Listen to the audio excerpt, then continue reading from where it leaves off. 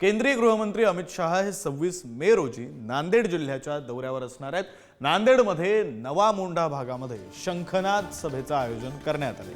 Operation सिंदूरचं यश हे सैन्याच्या गौरवाचा शंखनाद आहे। आगामी निवडणुकीचा हा शंखनाद आहे असं खासदार अशोक चव्हाण म्हणाले। तर मुख्यमंत्री देवेंद्र फडणवीस, प्रदेशाध्यक्ष चंद्रशेखर बावनकुळे हे सुद्धा या सभेला उपस्थित असतील अशी माहिती खासदार अशोक चव्हाण यांनी दिली। शहा हे 26 तारखेला नांदेडमध्ये त्यांचं आगमन आहे। त्यांच्या सोबत राज्याचे मुख्यमंत्री देवेंद्रजी फडणवीसजी, भाजपाचे अध्यक्ष चंद्रशेखर बावनकुळेजी, भाजपाचे कार्याध्यक्ष आमचे सहकारी रवींद्र चव्हाणजी, पालकमंत्री अतुल सावेजी नांदेडला येत असून मराठवाड्यातले अन्य मंत्री सुद्धा त्याच्यामध्ये सहभागी होणार आहेत।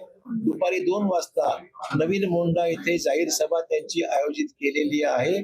त्या सभेला मोठ्या प्रमाणावर मराठवाडा आणि प्रामुख्याने नांदेडमधील लोक सहभागी होतील अशी अपेक्षा आहे।